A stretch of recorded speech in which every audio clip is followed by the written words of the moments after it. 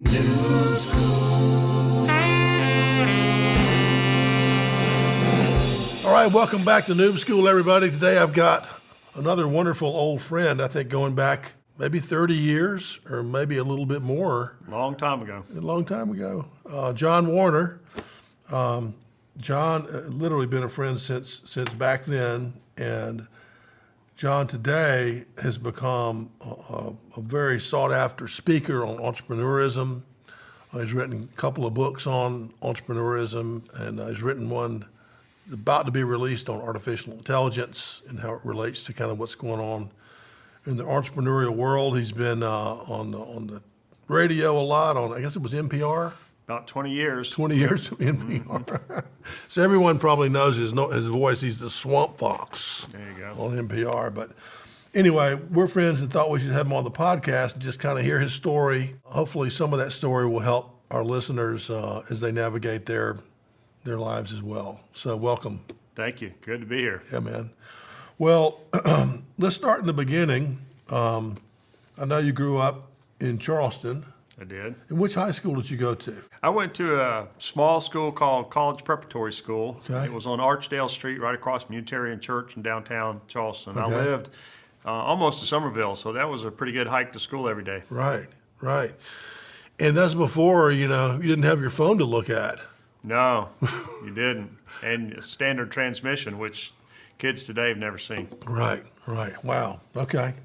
Well, Charleston, would you say Charleston's changed a whole lot since then? Of course. Absolutely.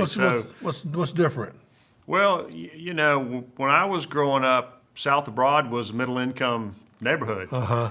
And today, unfortunately, a lot of those houses somebody lives in 5-6 weeks a year. Right. They're owned by people in Connecticut and Yeah. New York. And so it's changed a lot in that way. Greenville and Charleston have a lot in common in South Carolina in that per capita income and educational attainment in both Greenville and Charleston is comparable to Raleigh and Austin, Texas. Mm-hmm.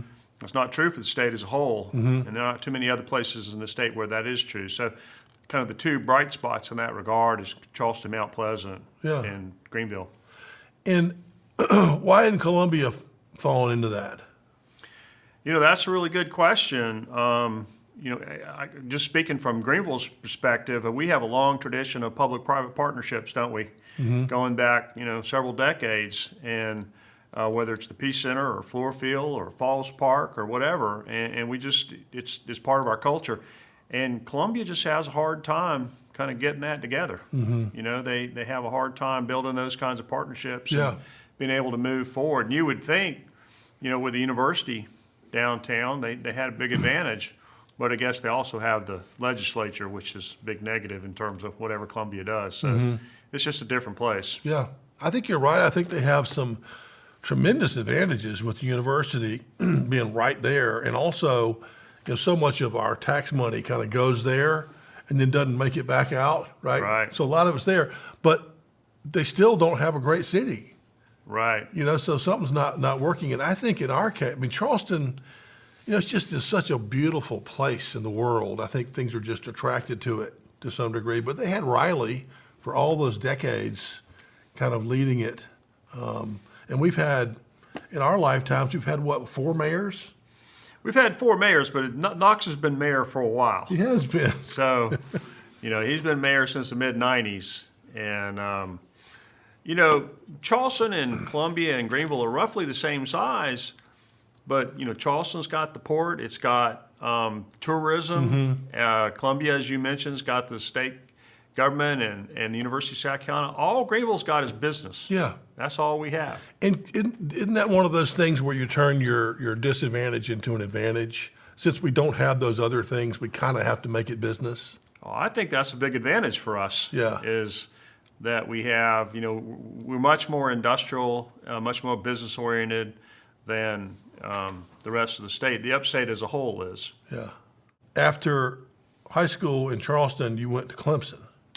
I went to undergraduate school at Clemson and then went to graduate business school at Georgia. Okay. And you majored in accounting? Majored in accounting. Okay. Yep. And how did you know you wanted to learn that field? Because I failed at architecture. So, is that a bad question? Well, I went to Clemson to be an architect, and you had to interview with the dean at the time, and his name was Harlan McClure, and he told me I wouldn't survive 2 years. And I stayed 2 years just to spite him, pretty much. But he was right. I mean, it wasn't a talent that I had, and so I'd taken some economics classes and couldn't quite figure out what to do with that degree, so got into accounting thinking it was a practical application of economics, which of course is wrong. Anyway, I got a degree from Clemson, and then I had a professor at Clemson said, you need to go to graduate school. And I grew up in kind of a lower middle income family and had no really idea what that was. And he told me to go to Athens and talk to this professor, Earl Davis, and I did. The next thing I know, I was in graduate school of Georgia, and all on the recommendation of this Clemson professor. And then bumped into a professional. I was in the recruiting lounge and bumped into a CPA from Greenville, Charles Butler, and we just happened to have the same 30-minute break, and we started talking, and he said, would you be interested in coming to Greenville? And I'd been to Greenville one time when I was at Clemson. We'd gone to the Greenville Mall when it opened. Yeah. Other than that, I knew nothing about it, and so I came to dinner, and next thing I know, I've been here 43 years. Well, that's good for us. I'm glad that happened that way. Interesting. So I'm curious, what kind of questions does he ask you about architecture that makes him believe you're not going to be a good architect? Well, that's good. That's a good question, but it was also 50 years ago, so I'm not sure You I can don't tell remember? you. I'm not sure I can tell you in detail. But I went to high school in downtown Charleston, so I was drawing all old historic buildings, and I had the portfolio of work that I brought with me, and I thought it was pretty good. But obviously, he'd been doing this a really long time, and he could look at what I did and. This probably ain't going to be for you. Yeah. And exactly what he saw, I don't know. And he wasn't ugly about it. Yeah. I mean, he let me in. Yeah. I had good grades and I had done the work, and he gave me a shot. And maybe he told everybody that. I don't know. Yeah. I just know he told me. Yeah. And but it was a very visual discipline, and I'm a very analytical person. I mean, debits on the left, credits on the right. I got that. That's no problem. But the visual part of it, I wasn't particularly talented in, and he'd been doing this a long time, and he just sensed that, and he was right. Yeah. So you ended up with Pete Marwick, which became today's KPMG. And how long were you with that company? I was with them 8 years, and it was an amazing entrepreneurial time. Yeah. I mean, some of my clients were Ryan's Family Steakhouses, which was the best performing stock on the NASDAQ at the time. Tellman, which was a long distance phone company that went public. Baby Superstores, which became Babies R Us, part of Toys R Us. DataStream wasn't a client, but of course DataStream was a very successful company at that time. So it's during the 80s, I mean, Greenville was a pretty entrepreneurial place in a way I think a lot of people don't really appreciate. I agree. I mean, of course, I hit the scene right then and joined one of these growing companies. My brother joined Tellman right out of college, and I joined DataStream right out of college. Right. It's like, we thought this was normal. Right. Like, where's the next one? Right. They're not so easy to find. Neither is Ryan's. I mean, that company was just going crazy. Baby Superstore. Now, how did you, as a young CPA, get those not cushy, but those wonderful gigs with those companies? That's kind of funny because nobody else wanted to do it. I mean, they all wanted to work on the big companies. Oh, okay. The BMWs and the global companies. Okay. And so there was the real estate practice, and there was the international practice, and I used to tell people I had the cereal practice. I got all the fruits, flakes, and nuts. I got all the entrepreneurs. Yeah. And, Leighton Cubbage and those guys. Yeah. Interesting. So can you tell me what you learned from each one of those couple of real great companies you worked for?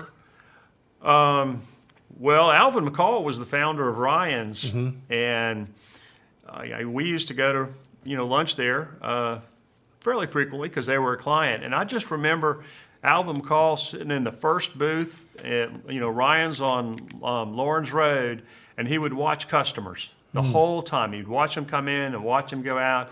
And they made several changes to the Ryan's format during that time, and he was a great student of who was coming into his store. Tellman. I mean, the big takeaway from that was they started a long-distance phone company Judge Green had deregulated AT&T, which caused lots of small startup long-distance companies to start. And Richard Ingram was the real founder of it, and he put together a team, Charlie Hauser and some others. And they just anticipated that all these telephone companies were going to have to consolidate. And so they built Telman to be a platform that somebody would buy and consolidate. And they made a lot of money. Yeah. But it was because they really strategically thought through that clearly. Right. You know, Jack Tate was a Harvard MBA, and he saw the baby boom. And, you know, the baby boom was going to have babies. And that was really where, you know, Babies R Us came from, and our baby superstores.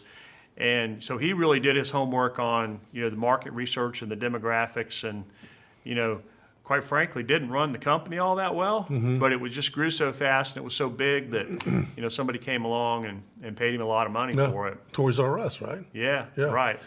So things I remember, first of all, about Ryan's, they were a little before. I guess I was still in college when they were rolling, and I got to know that some of their store managers were Citadel grads. Yeah, And so they were hiring these young, aggressive Citadel grads and making them store managers, and they were quickly, you know, making the numbers good, making really good money right out of school. And it kind of planted the seed for me when we started doing our hiring, is to go find those same kind of people and put them in data stream. it's all about people, isn't it? Yeah. I mean, at the end of the day, you got to get the right people on the bus. Yeah, how come one steakhouse is 10 times better than the other one? It's because of Yeah. people, right? Yeah, because of the people, right. Well, you know, the interesting thing about Ryan's is that was not the first steakhouse chain Alvin McCall had started. I mean, he had opened about 5 or 6 stores, and you know that was were his prototypes. He kind of tested out his ideas, and he sold those to Jerry Richardson in Spartanburg. That became Quincy's, and so now he took what he learned and Yeah. he started Ryan's, Yeah. and so he had a proven model from store one. But Alvin was the founder of both Quincy's and Ryan's. That's so strong. Pretty special. Yeah. The big lessons for me from Ryan's was they had their office was a house on Wade Hampton Boulevard, and the top floor they cleaned out all the walls, and so they had what they called a war room, and it's just covered in maps. I mean, it's like Sherman coming into Atlanta, you know, and they were going into Atlanta at the time, and they would drive around Atlanta, and they would find an intersection that intuitively they thought, you know, felt pretty good, and they would come back and they'd put a pin on the map and they'd order the demographics around it. And so where the science of the demographics met up with the art of their intuition, that's where they'd open a store. So 200 stores, they never had a failure, which is why they were the best performing stock on the NASDAQ. And I was supposed to be ticking, tying, you know, down in the basement, and I'm up talking to the real estate people about how they're doing that. You know, and fast forward 10 years, and I meet a hippie in North Carolina running an organic grocery store chain called Earth Fare. Yeah. And, you know, their demographics was vegetarians. Half their customers were vegetarians.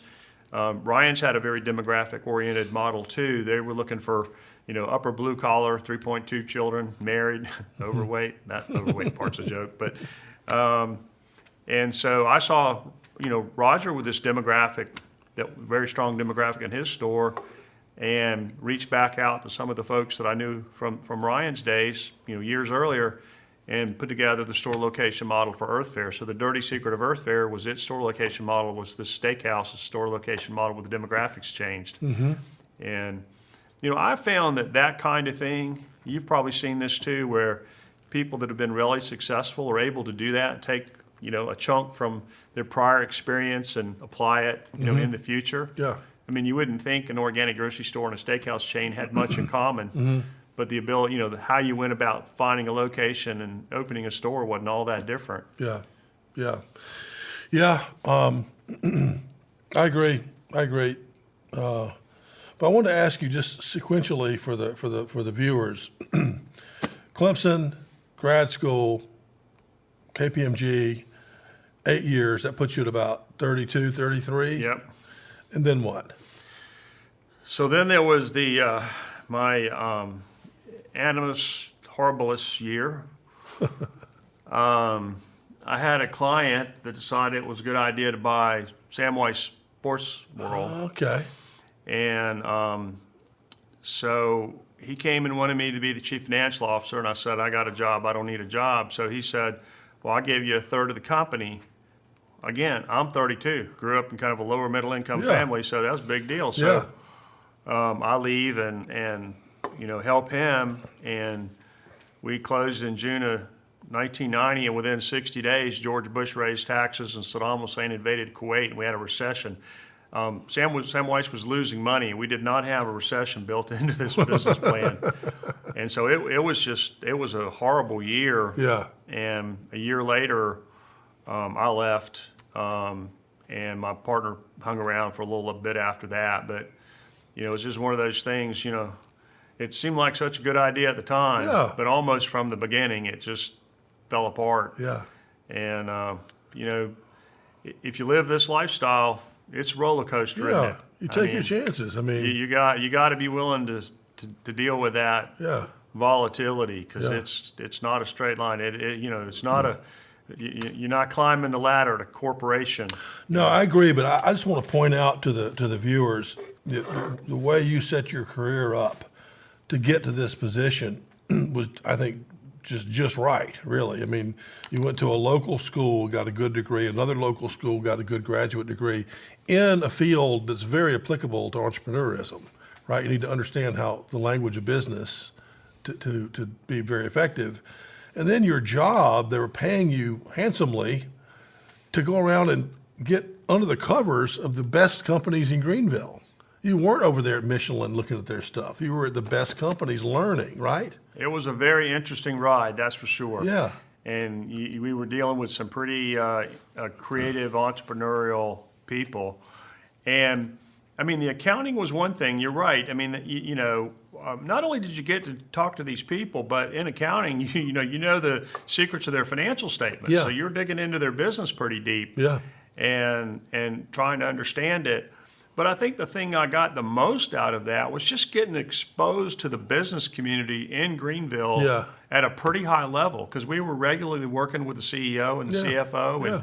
And, I'm in my 20s. And it was interesting. One of the things somebody at P. Marwick told me early on was to call clients by their first name. So I wouldn't call you Mr. Sterling, I would call you John. And we did that with everybody, and it worked. I mean, in the South, that sounds a bit disrespectful, but it kind of puts you a bit of a peer, And so another thing they told us was, in a public accounting firm, I mean, you're on the bottom rung of the ladder, and so you feel like you don't know much and you're not, really prepared. But when you go out to the client, you're the expert. Act like it. Yeah. And so those two things together, to have this mental attitude that you know what you're talking about, and to talk to people like their peers, and to do that with the leadership, the business leadership in the city. I mean, that's really probably the biggest thing that I got out of that 8 years plus working with these really successful entrepreneurial companies. Well, I had a small snippet story on you from those days, because the way I met you was you asked me and my dad to drive with you to Charlotte for a basketball game. Yeah. And to me it was kind of like, what is he doing? He goes, well, no, my dad's he's just entertaining us. He's taking us up there to get to know us and whatever for something down the road. And I'm sure you did that with lots of people, right? And it's just so obvious what a smart thing that is to do if you're taking the long view of things. Like if you were trying to get me to sign a contract to buy something right now and said, I'll take you to the football game, I think, well, that's kind of weird. But if you said, I don't want anything, I just want to get to know you, hopefully we'll do some business over the next 40 years, that's exactly what happened. So closing that loop, after Sam Weiss, the managing partner of KPMG, was Daryl Hunter, and he had gone to work for Barton Tuck in a company called Golf South. And I was around trying to talk to some of the people that have been clients about investing in entrepreneurial companies. Today, we would call that an angel fund. I never heard that word at the time. Yeah. That's what you would call it today. And one of the people we went to talk to was your father. And so he was one of the 15 core people, that got it off the ground. So you're right. I mean, it helps when you can go talk to somebody and you know who they are and they know who you are. Yeah. And, you get over that kind of personal thing. And now it's, is this a good idea question. Yeah, and I think that there's such a difference. First of all, with someone who might be a business partner somewhere down the road, a customer or whatever, you can certainly do nothing. That's one choice. Or you can do something small, like send them an email and say, "I'm here for you if I can help you someday," or "Here's a a Christmas ham or something." Just something kind of a throwaway thing. Or there's something big. It's like, I'm going to take you over to the Clemson game on the bus, or I want to take you to the Charlotte game or Atlanta, or something bigger than just normal, and it establishes this link that I can still remember the game. I remember it was Utah, and I remember Malone had 52 points, and and we only did it once. Yeah, but it established something. Right. Well, the other thing and Charles Butler at Pete Marwick taught me this, and Charles still lives in upstate. This was really powerful. I know you like to talk about sales, and so what he taught me to do was to go to lunch with clients, and ask them what their problems were, and shut up and listen. And they would tell you what their problems were, right? And you come back with a proposal that says, "I can help you with this and this and this and this," and they'd almost always do it because they just told you that was something they would listen to. I actually had a client, and he was buying a company in New York, and I said, "You need to take me with you," and he said, "Well, why would I do that?" I said, "Because it's going to cost you X amount of money, and if it's not worth it to you, you don't have to pay me." I mean, the partner that was with me almost fell off in the floor. I mean, she just hyperventilated. You know, what do? You don't have to take vacation if he doesn't pay you, kind of thing. And so I go up there, and we spend a few days, and go over all these meetings with him. And again, I'm 20-something years old, and this guy's a 50-something-year-old CEO, and we're up in New York doing a deal together.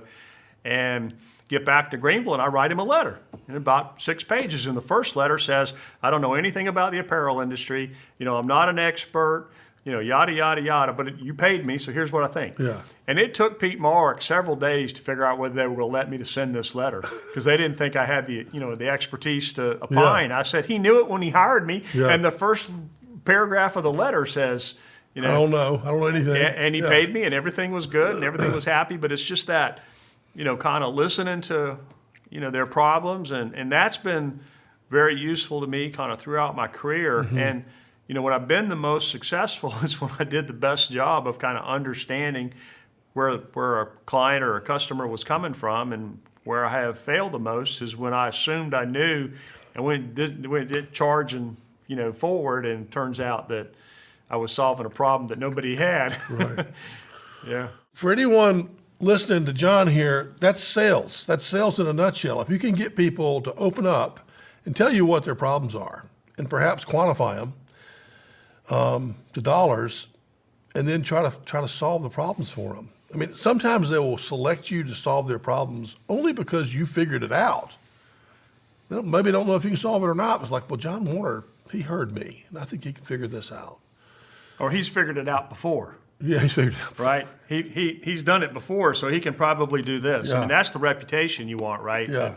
Yeah. Right. So anyway, that's sales in a nutshell. And the longer you're in the game, like me and you, the harder it is to do it right, because you want to just say, "Listen, I know exactly what's going on here, and this is what you want to do." And people don't want to hear that. They push back, right? Right. Well, the Angel Fund we formed, we raised about $15 million from about 150 wealthy people in Greenville, which, in New York's not a rounding error, but in Greenville, South Carolina in 1995, that was a chunk of change, probably still a chunk of change.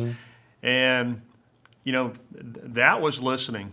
You would go to talk to people, you'd bring them an investment, you'd listen to their concerns, and that got factored into the next person you talk to. And I got John to where I could walk into somebody, sit down, and within about 5 minutes, I could definitely tell you if you were not going to do it, right? And this conversation just needed to end, and we need to be talking about something fun.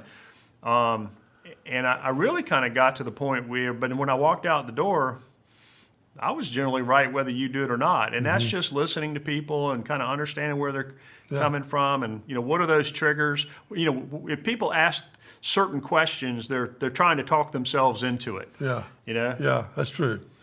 Well, so going back to the timeline, after KPMG, you're 33, you get pulled into Sam Weich as the CFO with a third of the equity, and it didn't work. Didn't work. which is completely okay in the entrepreneurial world, right? You set yourself up for a chance. I should have had you tell my wife that, because she was not happy, but yeah. Yeah. Yeah. Mine's gotten used to it. So then what happened?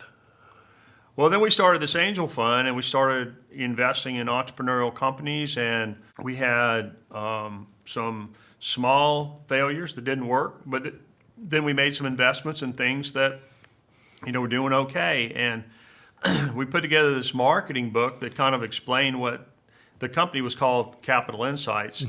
And the first part of the book was about an entrepreneur we had invested in, a guy named Errol Carollo, who ran a company called Specialty Electronics in Landrum.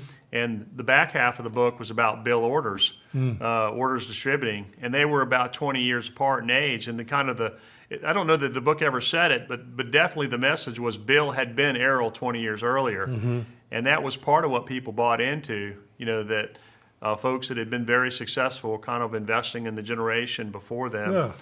Yeah. So we invested in, I don't know, maybe a dozen different companies over 7-8 years.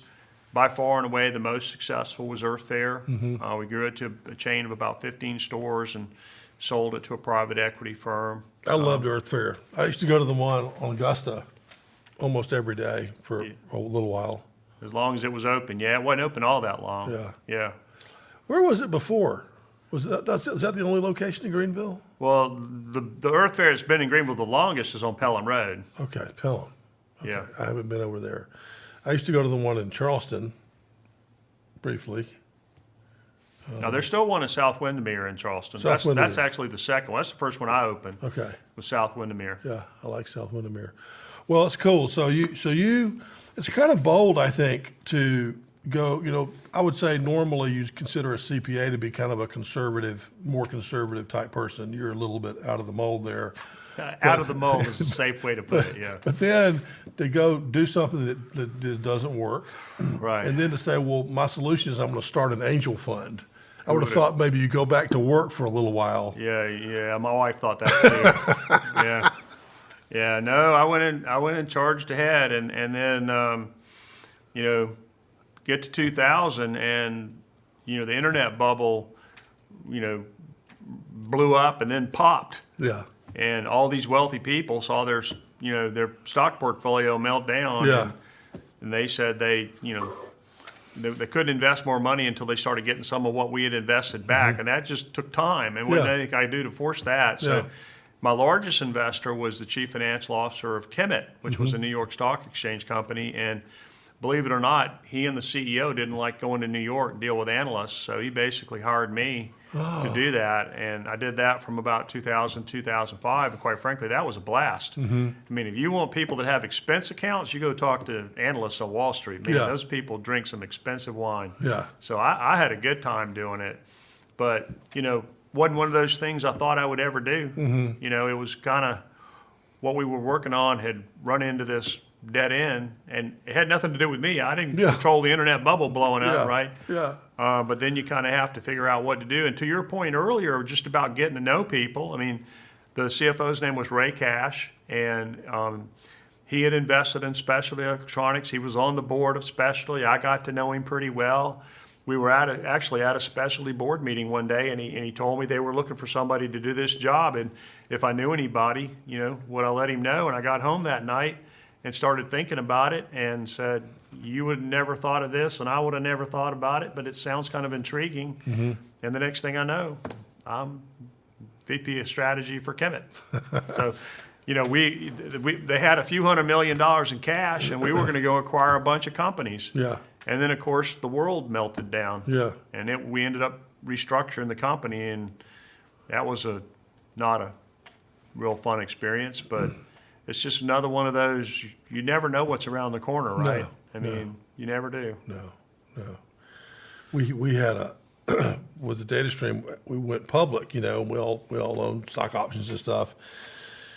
And after one board meeting, the stock was just going like this. And one of the savvy board members says to me and Larry, he goes, you guys should sell some stock. We're like, what for? He goes, well, you just need to sell some stock. He goes, we said, what for? The damn thing's going like this. There's nothing can stop us. And he goes, something's going to go wrong. Yep. And we said, what? He goes, I don't know. I don't know. But it's something. And sure enough, it was like a whistleblower or something. It was maybe the .com crash or Right. something. Something, right. You never know. Well, and sometimes it's something you do. Sometimes it's something internal, but oftentimes it's just some externality that you had nothing to do with. Right. Right. I mean, right now as we're speaking, I mean, there's a lot of crazy stuff going on in the world, and there's no telling what's going to blow up. Literally, what's going to blow up tomorrow. Yeah. And change everything. So you got to prepare for stuff happening. That's for sure. Okay, so you had your time running strategy and analytic relations, PR, and all that for Kemet, which had to be a blast. I mean, interesting time. And that got you to 2000 and what? About 2005. 2005. Yeah. And then what?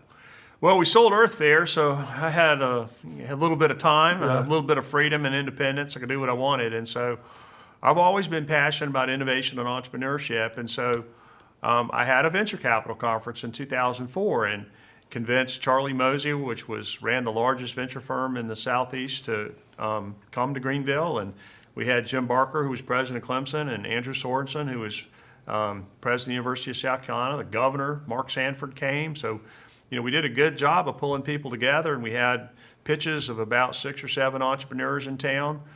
And when it was over, I was talking to one of the associates at Norrell Mosley, which is the big firm in Atlanta, asked her how we did. And she said, well, energy and enthusiasm, you got an A+, but quality of your companies, I'm not coming back. Mm-hmm. Well, that was the wrong answer, Mm-hmm. And that kind of threw me for a loop. And then so we started thinking about, what does she want to invest in? She wants to invest in talent. Well, in this area, where's the talent? Well, it's at Michelin and Milliken and GE.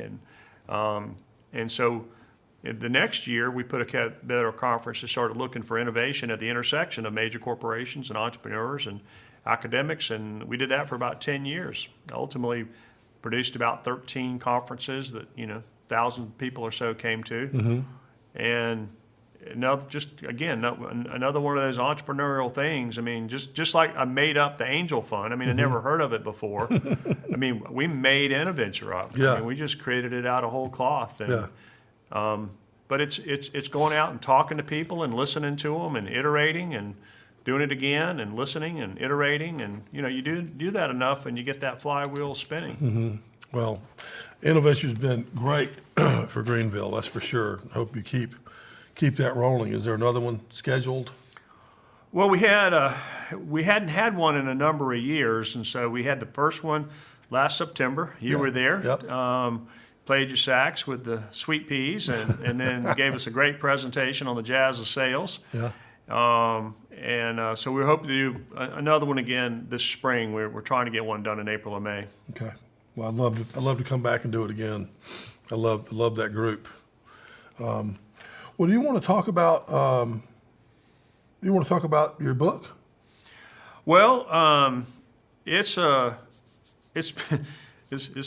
of those things I've been working on probably 15 years, various aspects of it. So, but where we are right now is the electronics around all of us is getting more intelligent, mm-hmm. and it's rapidly getting more intelligent. And I really think it's going to transform human history in ways that nothing has before. Mm-hmm.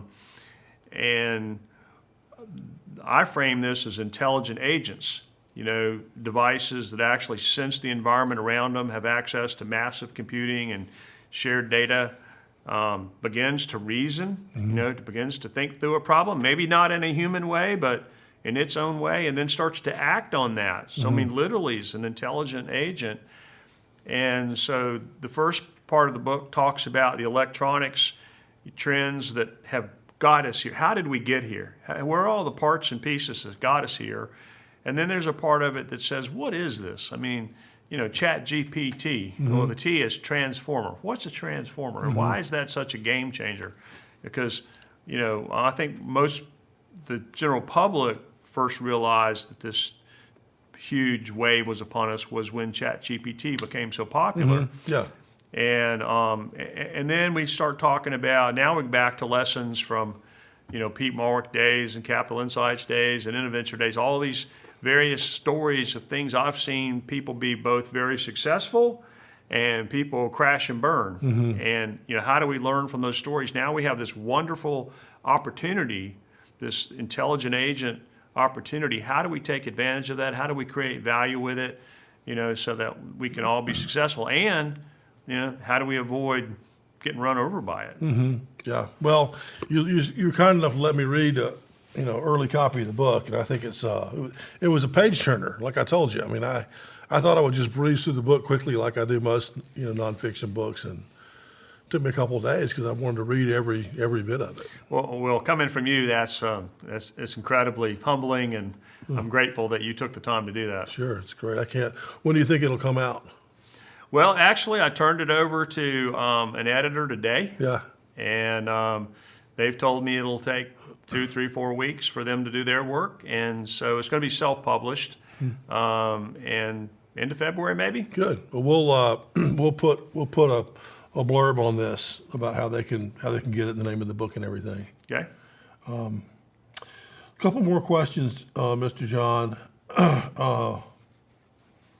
What's your favorite all-time book? One of the books that had the biggest impact on me in college was 1984. And, I think the lesson from that is just how powerful culture is. 1984 and Animal Farm, both written by Solzhenitsyn. One of the lessons from that is, all animals are created equal. Some animals are more equal than others. We used to say at Pete Marwick, all partners are equal, but some partners are more equal than others. And that's a lesson through my career that, people sort themselves. The business book that I've gotten the most out of is a book called Crossing the Chasm. And my copy is highlighted and tabbed and dog-eared, and it's just, I got that during my Capital Insights days, and the guy that wrote it's a fellow named Jeffrey Moore, and I read it on a plane on the way home from Chicago one time, and it was like this guy'd sitting in the office next to me. I'd made every mistake he had in this book, and it's like, golly, and it's just been a powerful book for me over my career. Well, I mean, that's the thing is we can know the answer and still not do it. Like Crossing the Chasm, as I recall, the premise is if I want to get in the cooler business, I can say I'm going to sell coolers to the whole world for every possible way, or I'm going to pick a chasm to cross, right? About an area of the chasm to cross. Pick something. That's the theme of it. Crossing the Chasm is pick something. Pick something. And the first thing that Capital Insights invested in was this little company called Quick Alert. And we could put a sensor on a refrigerator or on a piece of manufacturing equipment or a code blue alarm in a hospital.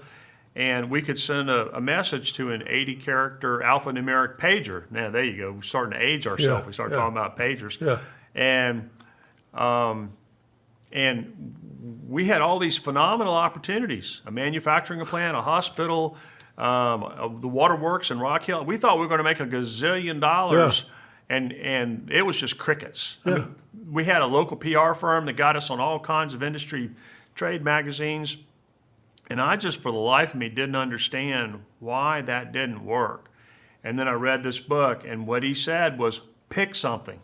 Pick one. So that you get that flywheel spinning, and it's like, you laughed at me about this, about the book where at the end of it I said, this is the one I want a mulligan. I'd like that one back. I mean, I sliced that ball off in the woods, and, there's no reason that wasn't successful except that I was inexperienced and didn't know what I was doing. And, It's a great point, and we can move on after this, but I think, if we have an idea to solve for a market, I think we get so caught up in not being able to pick the vertical we want because we don't know which one to pick, or B, too greedy. I want everything. In our data stream thing, we ended up having a good company, but we were a broad maintenance software company. For anything you want, any maintenance department, whether it's a ship or a building or a factory. And sure enough, even though we were the number one player, if somebody came in with a niche, like a little company came in and said, we're the hotel maintenance kings. Right. And we have one feature which integrates to the phone in the room where they could pick it up and call maintenance. That was basically it.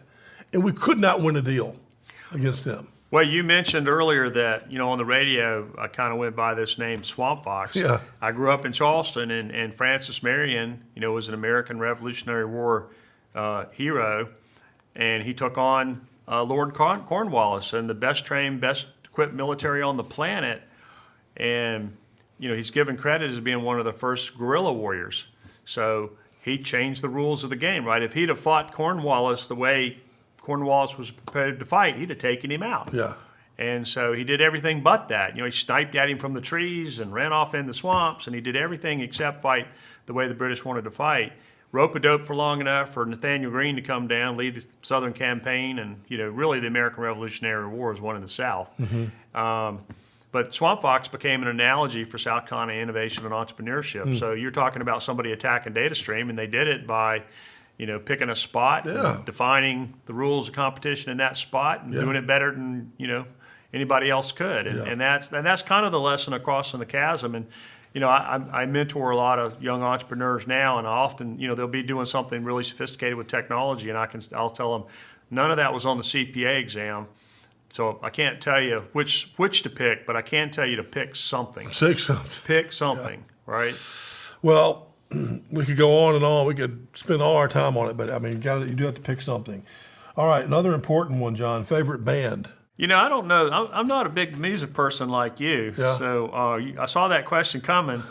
The musician I grew up with was James Taylor. Okay, sweet. And so, I listened to his, 8-track tapes. You remember that? Oh, yeah. I remember listening to so many 8-track. I got to where I breathed the way he breathed on his albums. So, Yeah. But that's a long time ago. Yeah, yeah. Young people today probably don't know who James Taylor is. He's still kicking, man. He's still out there playing. But, yeah, JT, he was the man. And how about favorite word? That's a really good question, too. So I can tell you maybe a favorite phrase, and because I end a lot of things with this, and that's just carpe diem. Mm-hmm. And to me, what that means is be in the present, look around, take advantage of the opportunity that's in front of you. Mm-hmm. Sometimes we get all caught up in overthinking things. Yeah. And sometimes it's just right there. Right. And, seize the day, seize the moment that you're Seize in, the day. and kind of, make the biggest advantage of it you can. Yeah. And, philosopher Seneca said that you should treat each day as if it's a lifetime. Yeah. And I think about that all the time. Every day is a lifetime. What can I see or do or make happen today? Not like, well, I've got this meeting coming up in April. Just ignore all this time we have. Well, today is really all you have, right? Yeah. I mean, yesterday's gone and tomorrow is not here, so all Right. you really have is today. And we're getting to the age where, we see friends and you don't know what's going to happen tomorrow. Might be it. We talked about things happening to businesses. It happens to people too, right? Yeah. And so you just kind of have to live in the moment. Some of our friends are getting old, I've noticed. Yeah, older than us for sure. I don't know what's happened to them, but yeah. Well, thanks a lot for taking some of your time today to be with us. You continue to have a remarkably interesting career.